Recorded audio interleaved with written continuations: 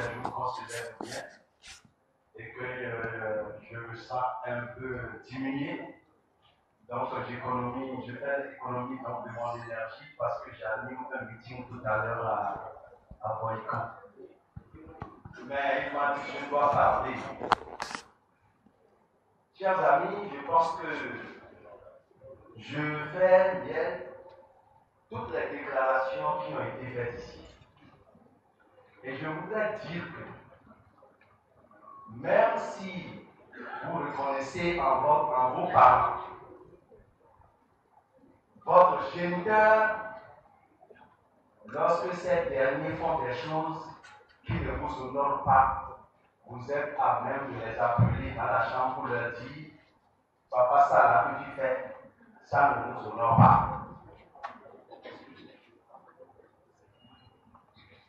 Et c'est très important. Donc il ne faudrait pas voir que, eh bien, il y a Iboni, il y en a qui le soutiennent, et pour ça, s'il fait mal, on doit se cacher ou on ne doit pas le dire. Je voudrais dire ceci. Le président Azanaï et moi, respectivement, qui sommes passés secrétaire général de la RD porte-parole, nous avons combattu pendant au moins 20 ans Kérékou. On a combattu.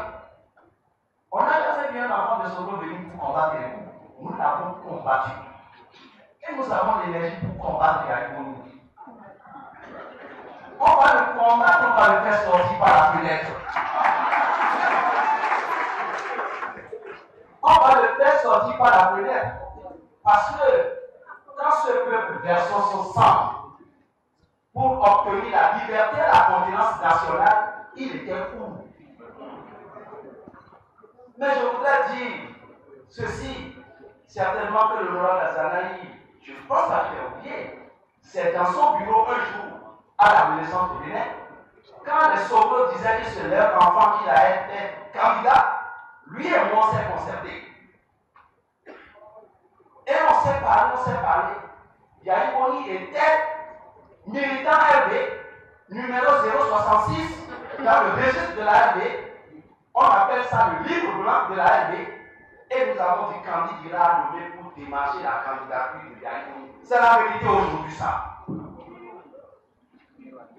C'est la première fois que je le dis. Et effectivement, vous allez partir à l'Omélie. Pour aller dire à Yali, en tant que RD, nous voulons que tu sois candidat. Et c'est après ça qu'il s'est parti à Paris pour aller faire d'autres réunions. Et je disais la dernière fois, quand l'honorable candidat est venu, il m'a rendu compte de ce qu'il s'est dit. Mais comment est-ce qu'il vient faire maintenant Gargantua? C'est lui qui est ci, c'est lui qui est ça. Quand on le rencontrait dans le bureau là, il nous disait c'est vrai, vous êtes sûr que je vais devenir président. On disait, je serai président. Donc c'est nous qui l'avons fait. C'est nous qui l'avons fait. Donc on va le combattre. C'est pourquoi je dis, il a refusé de payer l'argent de la dépit. Et il dit, chaque fois, il dit non, on va te payer, on va te payer. Parce que pensant qu'il va me guérir comme ça. C'est fini, je viens donner sa cadeau. Donc, chers amis, ici aujourd'hui, c'est la République. C'est la République ici. Yaïboni, dans ses inventions, pour pouvoir rester au pouvoir, comme il est resté à Lomé, il s'est dit, immédiatement faisait peur aux Togolais en sortant les chars. Tout en sachant que lorsque un char est proche d'un individu, il ne peut tirer qu'à 20 km. Il ne peut pas tuer la personne. Il a commencé par faire circuler les chars. Et tout le monde a commencé par se cacher. Qu'est-ce que les chars viennent chercher à Cotonou? Qu'est-ce que les chars vont chercher à Rome? C'est les mercenaires qui sont venus. Est-ce que les chars circulaient avant que lui ne devienne candidat pour être président de la République? Pourquoi maintenant il met les chars? Les chars pour faire quoi? Donc, pour faire peur. petit à petit, on a commencé par le comprendre. Il met en place son schéma. Il dit bon, il faut donner 50 millions à tous les députés pour qu'on lui vote la révision de la Constitution. Ça veut dire que je ne mens pas. Et tous ceux qui sont ici ne mentent pas. On a eu l'information. On dit ah bon, d'accord. Qui va apporter l'argent? On dit c'est Talon qui va donner 50 millions à chaque député. Mais en attendant, les députés peuvent prendre 1 million pour être en train de acheter des gâteaux. Ils ont reçu 1 million d'abord pour être en train d'acheter des gâteaux à leurs enfants. Alors, et puis on attend. Talon dit, moi je ne donne pas les 50 millions si c'est pour réviser la Constitution. Tout a commencé de là. Je ne donne pas l'argent si c'est pour réviser la Constitution. Et on a dit, ah bon, tu verras. Tu verras. Et c'est comme ça. Je dis, sachez quelque chose. Que l'intérêt de deux personnes se forme toujours par opposition à l'intérêt général. Donc, lorsque Yaïmoni s'entendait avec Talon, donc c'était par opposition à l'intérêt général. Les milliards qui étaient volés, qu'ils se partageaient dans la chambre. Pourquoi il ne l'a pas déclaré en ce moment-là? Pourquoi il ne l'avait pas dit? Dans l'affaire ICC, il connaît tout, non? Il n'a pas reçu tes genoux. On n'a pas vu les images. Mais pourquoi il vient voir d'autres personnes, il donne des photos à Golf et Golf multiplie les apatrides? Est-ce que Golf connaît ce qu'on appelle l'apatride? Celui qui a fait ICC là, qui a spolié les populations pour s'enrichir. Et à quelques jours, je lui ai dit, j'ai dit ça à l'Assemblée nationale, quelques jours avant cette affaire d'ICC, ses propres parents, ils sont allés chercher leur part de 5 milliards avant que l'affaire ICC ne s'écroule. Parce qu'ils avaient pu vendre ça. Il dit oui, j'ai arrêté mon frère. Il n'avait pas pris son frère. Mais ça, c'est la patrie, non? Manger avec Talon, c'est la patrie. Et il donne ça à d'autres, multiplie ça. Oui, vous voyez, voilà les députés qui ont mangé avec le diable. Mais Talon était diable, il a pris son argent. Il a pris l'argent du diable, non? Ou bien Talon était bon Dieu. Et il a pris l'argent du bon Dieu. Et maintenant, il est devenu diable. Mais, chers amis, voyons la raison. Non! Et lorsque Yaïmoni a fait tout ça là, le schéma, le dernier schéma qu'il a fait, je suis au courant du schéma. C'est parce qu'il m'a provoqué que j'ai vu le schéma. Ils ne veulent pas faire les élections communales. J'étais dans la salle. On m'a dit non, il ne faut pas fixer la date. J'ai dit pourquoi on ne va pas fixer la date? Non, il ne faut pas fixer d'abord la date. C'est moi demander la cassette à l'Assemblée nationale. C'est moi qui me suis levé pour aller voir quelqu'un pour dire bon, on ne donne pas la date. Et il a dit, je peux voir là où il veut aller. Et après, on refuse de donner l'argent pour les élections à cause des pays. J'ai dit, mais ah bon, c'est comme ça. Donc, on va aller. Donc, le plan, c'est de ne pas faire les élections communales. Deuxièmement, Yahi ne donnera pas l'argent jusqu'en 2015. Nous n'allons pas faire les élections des législatives. Et en mars, avril 2015, il n'y aura plus de députés. Des députés qui l'empêchent de faire la révision, il n'y en aura plus. Et comme en 2011, nous avions voté déjà une loi, la modification de l'article 80 de la Constitution, les députés ont voulu se donner 1 an en plus. Yaïmoni a soulevé la société civile. Et la Cour a refusé.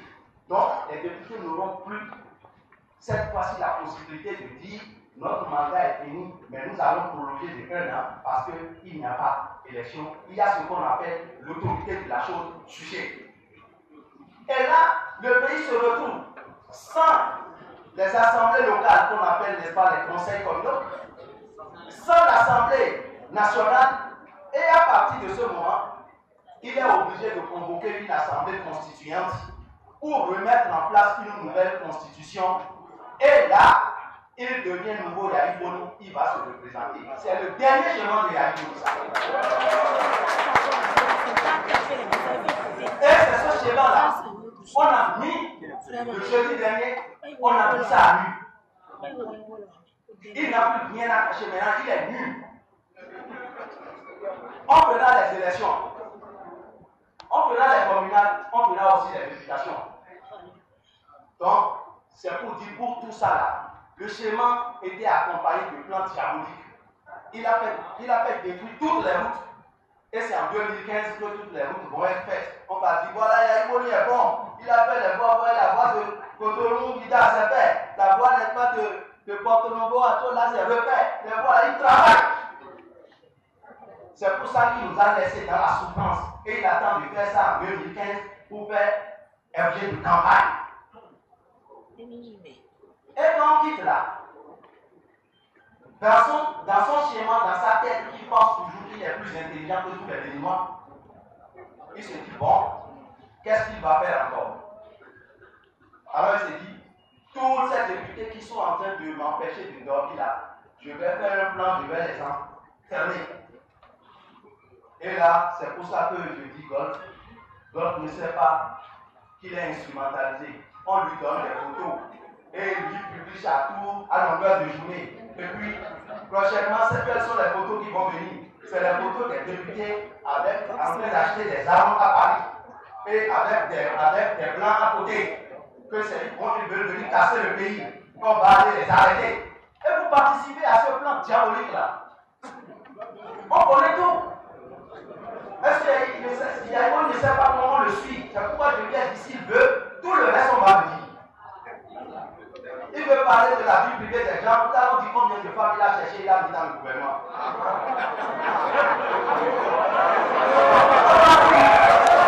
La dossier est sorti.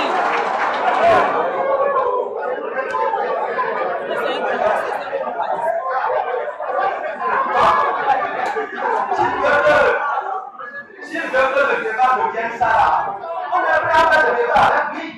On connaît tout. Tout. On dit, en 8 ans de régime, Yahya Bono a fait 8 ans. Et ils ont volé plus que 23 ans de pays. L'Assemblée, c'est là. On arrête nous des principes, quelques jours après on le sort. Si on pousse loin, Yahya Bono il est en prison. Prenez mandat de l'État, 45 milliards. 45 milliards, c'est 45 000 millions. On peut donner 1 million à 45 000 jeunes. Et on a résolvé un peu la question du chômage. Ce n'est pas 30 000 qu'on veut donner. On va donner 1 million à chaque jeune. Et on en donnera à 45 000 jeunes. Avec 14 milliards engouffrés dans le lac Noko, ici dans la lagune Noko, ça fait 14 000 millions. On en donnera 1 million à 14 000 jeunes. Allons à l'aéroport de Tourou. Ce qu'on a construit à Tourou ne dépasse pas dans la salle dans laquelle nous sommes. Et le gouvernement a déjà dépensé 30 milliards. Allez-y. Prenez tout simplement les cas, c'est 7 500. Demandons au président Tao combien il a dépensé ici. Mais là-bas, on a déjà 30 milliards de dépensés. Donc, il a volé plus que les 23 ans de Kéroux. On le dit parce que nous avions dit en son temps, en faisant une conférence de presse, que Kérékou, le régime de Kérékou, les gens avaient livré 60 milliards. Le président Kérékou a dit jamais, il nous a appelé. On a dit de plus. Quand il a fait ses enquêtes, il a retrouvé effectivement. Donc, si le pouvoir, parce qu'il ne peut pas apporter les solutions aux problèmes de la population, il trouve que l'homme est allé manger à Paris, on a vu sa tête blanche. C'est ça le gaspille. Ça le gaspille. Et j'ai dit, mais quand j'allais boire du champagne chez lui, et c'est vrai, et c'est là où il pensait qu'en me donnant du champagne, il allait me tourner la tête pour que je fasse des vies tronquées pour lui. J'ai refusé.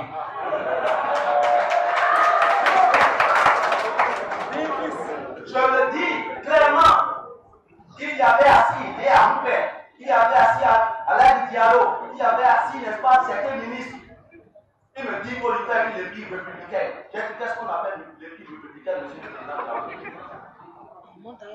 Il a fini de parler, j'ai dit, Monsieur le Président de la République, je ne peux pas faire ce que vous me demandez de faire.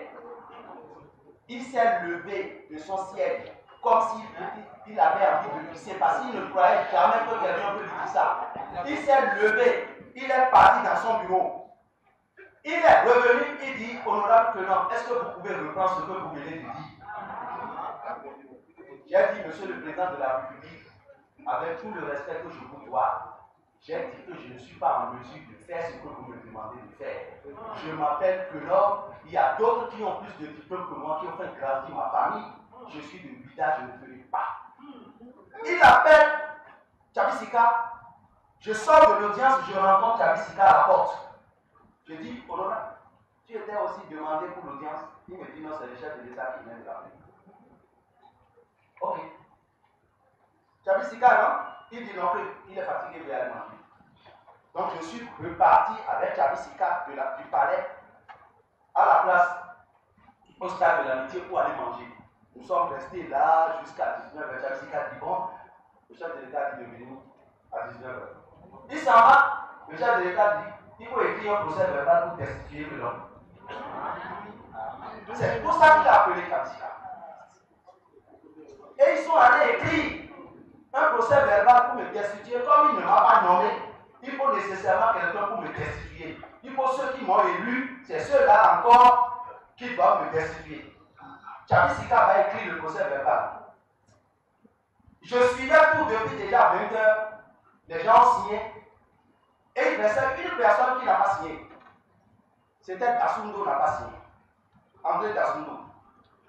Et il a appelé Dassundo chez lui. Il dit qu'il faut signer. Dassundo a fini par signer.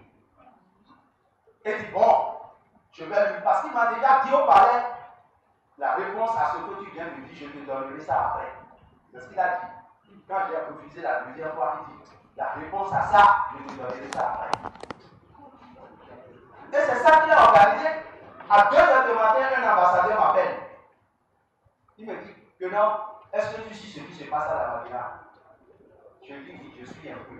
Il dit, bon, c'est le patron qui a décidé de ta destitution. Et ils vont mentir sur ton compte pour te jeter en prison. Je dis, d'accord. Quelques minutes après, un ministre m'appelle. Il me dit, où est-ce que tu es ici à la maison? Il dit, tu peux venir quelque part? Je dis, oui. Je suis parti. Il me dit, on vient de quitter le conseil. Voilà ce qui a été décidé. Je suis retourné à la maison. J'ai dit à ma femme, je vais démissionner. Il dit, non, ne démissionne pas. Il faut attendre pour que ça arrose d'abord. Je dis, non, non, non. Moi, je vais démissionner cette nuit là même. À 3h du matin, je vais déposer. Donc, je suis allé pour déposer ma démission à Léa. Elle me dit, non, président, non. Il faut laisser d'abord. Je dis, si tu ne me prends pas, je dépose à l'ORT. C'est ce qui s'est passé en réalité. Et c'est la République qui a été faite de ça. Donc, il a obtenu sa République républicaine pour faire le chaos.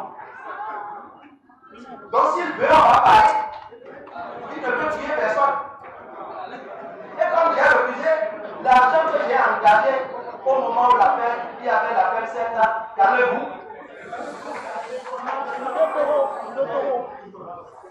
L'argent que j'ai engagé, il a refusé qu'on me paye l'argent parce que je ne l'ai pas rendu service. C'est pourquoi j'ai dit, je lui donne cadeau.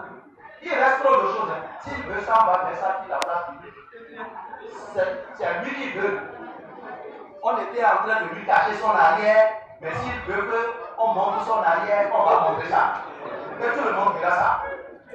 Alors donc, maintenant j'en viens à la question de la démocratie. Les 23 ans de la démocratie. C'est effectif qu'à la conférence nationale de 1990, la mission qui a été signée aux partis politiques, la mission qui a été signée aux partis politiques d'alors, c'est de combattre le parti unique et d'asseoir résolument la démocratie dans notre pays. Le multipartisme.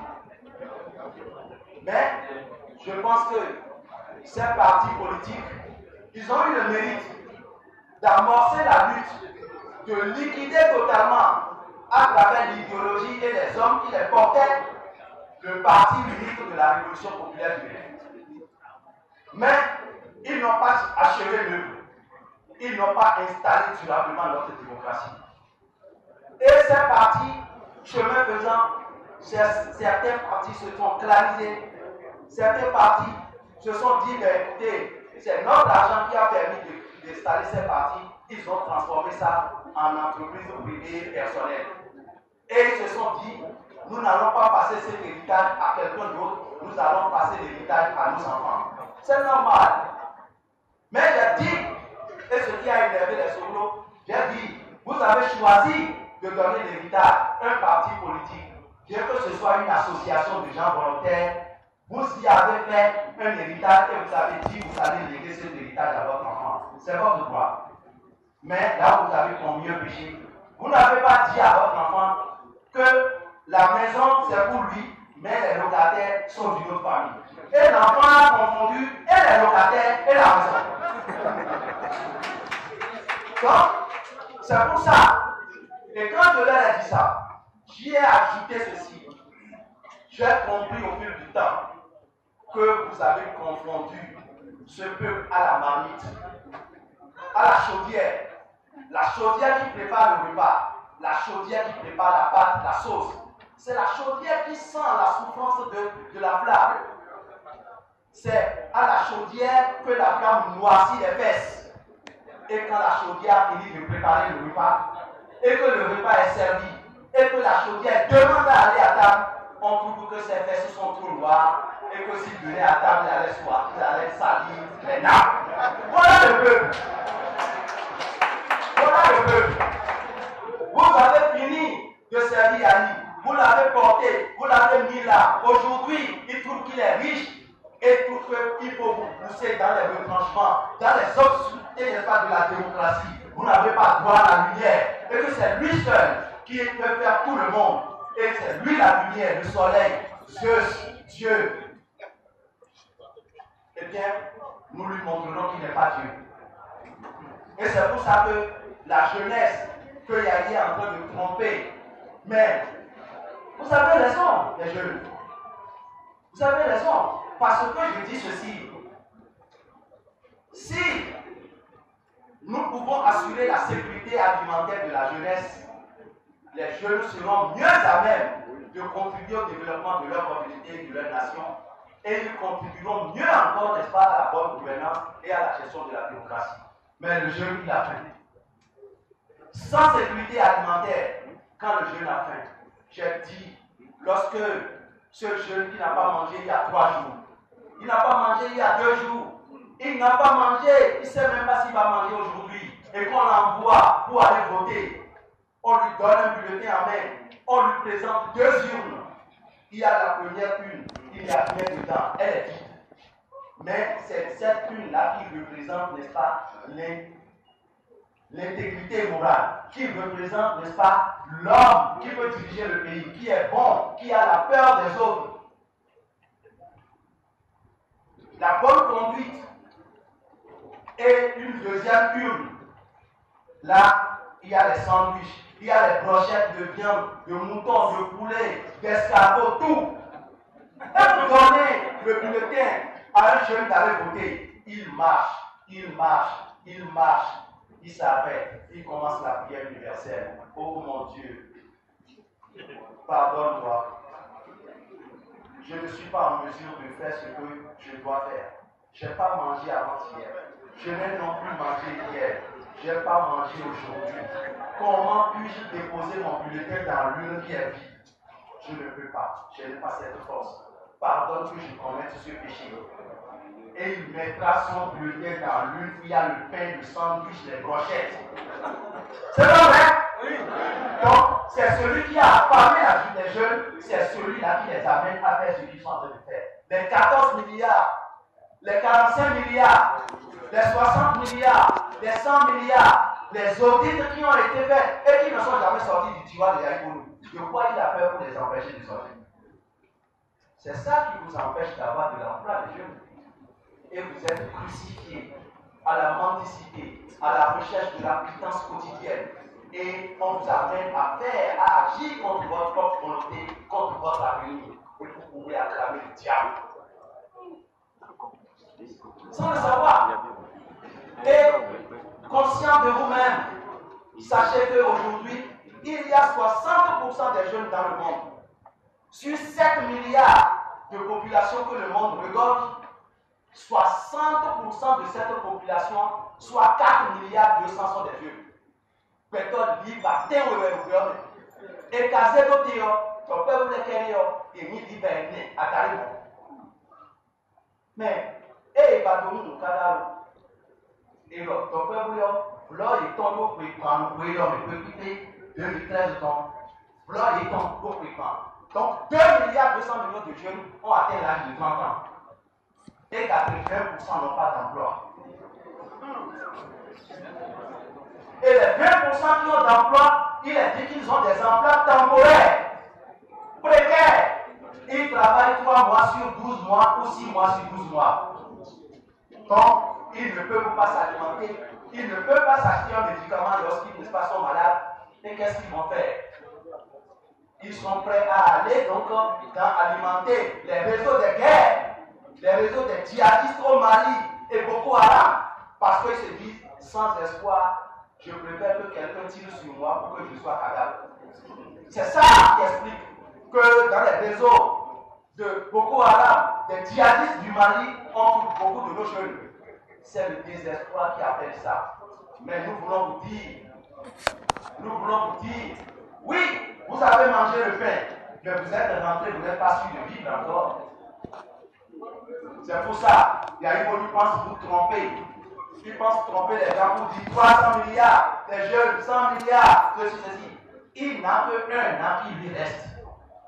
En vérité, si vous êtes des politiques, il y a une politique qui ne lui reste aujourd'hui que 1 an. Parce qu'en 2015, chacun va prendre son candidat sur sa tête et commencer par circuler. C'est comme ça que ça se passe toujours. Le directeur de cabinet, un directeur de cabinet ne respectera plus le ministre, le directeur technique ne respectera plus le directeur du cabinet, le planton ne respectera plus le chef de service, chacun prendra son candidat et sur l'éventail et commencera par aller de village en village pour chercher les clients. Donc, la seule année qui reste à Yarimori, c'est 2014. Et il doit rester calme. Il doit rester calme. L'ultimatum qui lui est donné est valable. Il dit, il appelle des députés.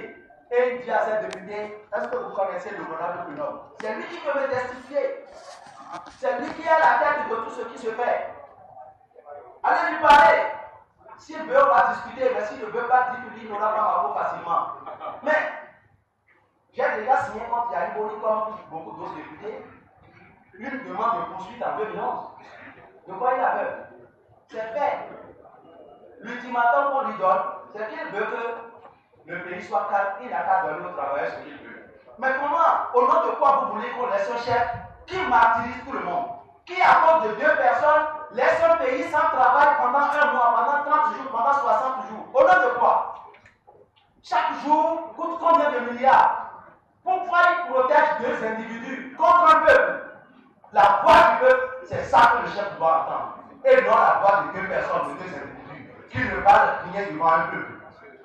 Et s'il ne veut pas écouter la voix du peuple, le peuple prendra contre lui la sanction qu'il faut et une sanction constitutionnelle. La poursuite sera déposée. Elle est rédigée. Elle sera déposée. Quoi le problème? On dit on veut poursuivre, il dit que j'ai mangé à Paris. Il dit alors, publiez ça, publiez, que l'homme va manger à Paris.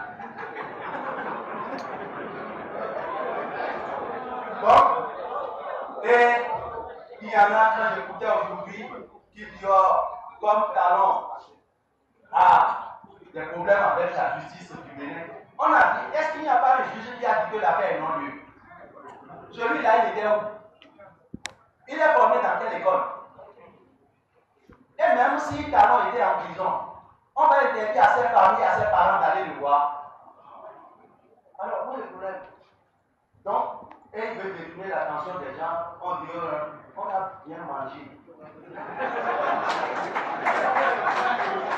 Donc, chers amis, je voudrais vous dire, l'honorable Akao qui a voulu que je parle, je pense que je l'ai honoré en disant que la jeunesse vous ne devez pas avoir peur.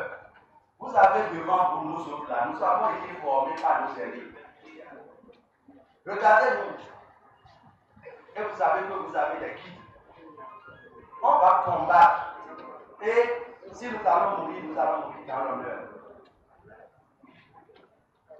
Et je ne crois pas qu'il y a une faute de faire peur à personne. Quand je rentre, je dors bien. Même si on a attaché des grelots à une souris, quand il passe là, je me demande, il ne me cherche pas. C'est pas moi qui cherche.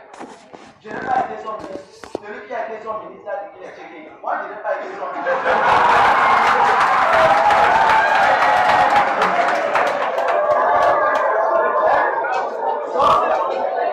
Donc, ça veut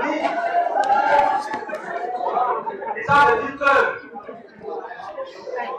il ne me verra dans rien.